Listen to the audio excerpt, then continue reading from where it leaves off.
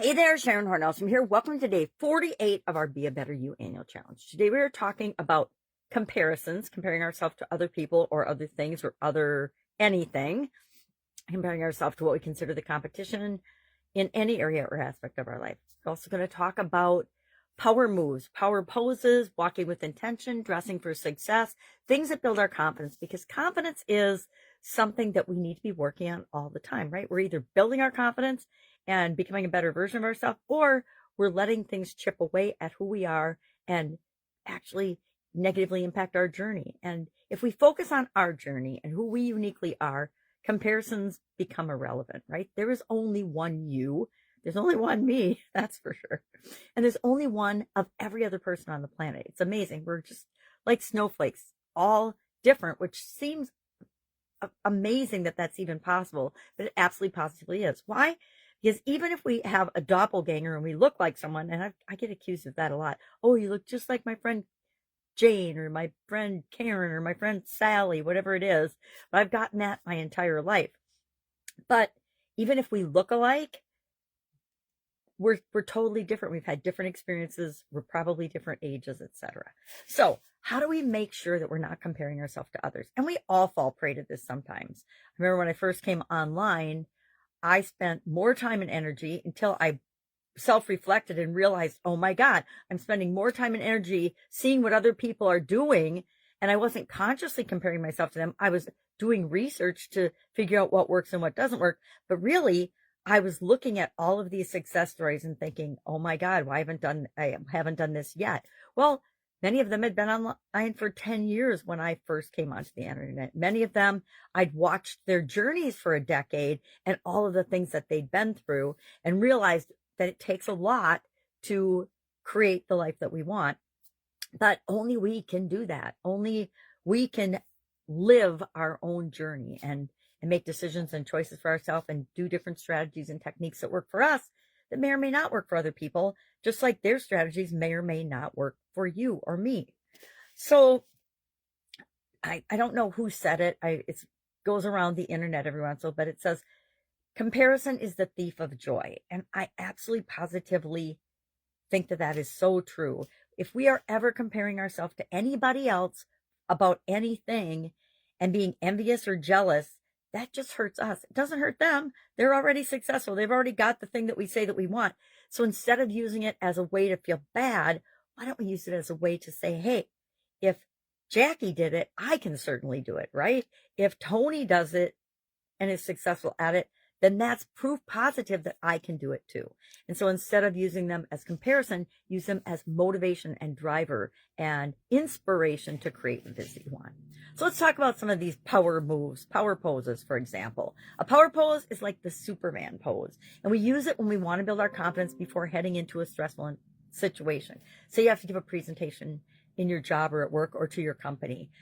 Well, you probably want to take a couple of seconds, and I learned this from Tony Robbins. I don't even remember, probably back in the 1980s, that before you do a presentation, before you do a speech, which for most of us is stressful, you need to do something to get up your energy and get your confidence up. And so he talks a lot about power moves, and he has this weird power move thing that he does and pounds his chest and things like that. I actually created my own power move a long, long time ago for when I'm going to speak to a group or speak in front of and do a presentation. And mine is uniquely weird in mine, but it gets my energy up. And it does not include the Superman pose, but I might try adding that in the beginning or somewhere, because I think it's really a powerful tool to get us in a state to present in the way and to come and show up in a confident way, knowing that what we have to say is important. So what the heck is it? The power pose is standing up straight, hands on your hips, chest out, head up, breathing and visualizing yourself successfully performing the activity. So you think of Superman pose, Superman's always up and looking around, sticking out his chest, and that's the power pose. Another thing that we need to do and can do is intentional movements. And again, before a presentation, you figure out this weird, it's like athletes do it and pitchers do it. And I guess they're athletes. Olympians do it. They all have a little thing that they do before they do their routine or before they participate in their event. It's and most people wouldn't even notice it. If you're not looking for it, you wouldn't notice it. But once in a while you get caught backstage doing it, and people are like, what the heck is she doing?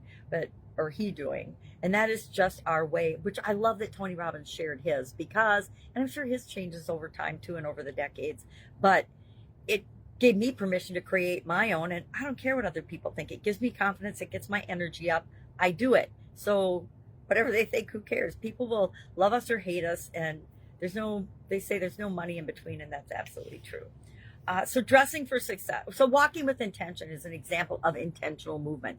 When you're out for a walk, do you just put your head down and be all sad and glum? Or do you walk with intention? Do you walk with longer strides, with deliberate steps, with confidence? Do you look up and look around yourself, experience the beautiful world that's around us, look people in the eye, say good morning, good afternoon, good evening, whatever time of day it is, and interact and engage with the world around you? Are you present when you're walking with intention? Yes. Guess what? They've done all kinds of studies, and when people show confidence, walk with intention, are not on their cell phones and things, they're less likely to be the victims of a crime. Dress for success. We need to wear clothes and colors and outfits that make us feel confident and strong, or whatever it is that we want to feel for any given day. I should share some secrets with how I pick out what I'm going to wear, which is really random every single day when I do my videos. Sometimes I feel more confident than others. Some colors I feel more confident than others. Sometimes I just pick a color and then I find a shirt or something that's that color because that's the color mood I'm in the morning. But we want to dress for success. We want to dress for the occasion. We want to wear clothes that fit us well, not that are too tight or too huge, because we don't feel as confident when we're not in clothes that fit. Again, we want to choose colors that make us feel empowered, right? I don't wear a lot of gray, as I'm wearing gray today, because I don't like the color gray. To me, gray is like a wishy-washy in the middle of the road color that hasn't really committed to being black or white. That's the first time I've said that, so that's pretty funny coming out of my mouth. But I probably don't look very good in gray, so I don't wear a lot of gray as a color. I do wear a lot of white. I wear a lot of black. White in the summer, black whenever. Black is always a super neutral color. It looks pretty good on almost everybody. So I like black. To me, black is a power color. It's also the absorption of all other colors. So when I suck stuff in, I like to wear black. When I want to reflect things back, if I'm coaching or consulting, I usually wear a white or lighter color because that is the reflection back of what I am receiving. All colors have meanings. It's a really fascinating study of colors, if that's something you're interested in. The reason we want to do these things, power poses, a routine before we speak, or a power move, or dressing for success, is because we want to enjoy our unique journey. If we focus on who we are and that each of us have our own journey and our own purpose here, and only we can fulfill that journey or purpose, because nobody else can live our life for us, we will get this mindset shift that goes from not being confident to being confident. And when we embrace our own path, we realize there's absolutely no comparison. Nobody is going to have the same exact journey that we do. Nobody in the billions of people that have already lived and the billions of people that live right now is going to have the exact journey and experience that you do. They're just not. Even group coaching programs or even, movements, everybody's experience within that movement is different than yours. And when we embrace that and know that, it helps us to look at things from a much more positive, solution-focused light. So let's think of some challenges for today. What's something that we could do to incorporate any of these things into our life? We could walk with intention everywhere we go today. If you're getting up and going to the bathroom in your home office, walk with intention to the bathroom. If you're going to get on a Zoom call, stand in Superman pose for 2 minutes before the Zoom call. Or if you're doing whatever it is that you do, if you're going into a meeting, a staff meeting, do the Superman pose in your office before you go. You will or job interviews. If you do that, test it out today. I challenge you to test that out today. That one thing. Do the Superman pose for 2 minutes before you go into a situation that usually you feel less than 100% capable and confident in, and see if it doesn't make a difference. You will enter the room differently. You will show up differently. People will feel the change in your energy and treat you differently. I challenge you to try that today. Otherwise, dress in a way that makes you feel awesome today, right? I used to say every day, I'd spin around, I'd say, I feel awesome outside of my old house because I lived out in the country and I could get away with it and no one thought I was crazy. They never saw me doing it live or in person anyway. My neighbors were usually gone to work by the time I did it. But I would start every week that way. Every week reminding myself, I feel awesome. And I don't know why I spun in a circle because it was fun and it gave me energy. Unless it made me dizzy and then I would maybe fall down. I only fell down once. So that's some challenges for today. I would love to know any questions, comments, concerns you have about this topic. Comparing yourself to others.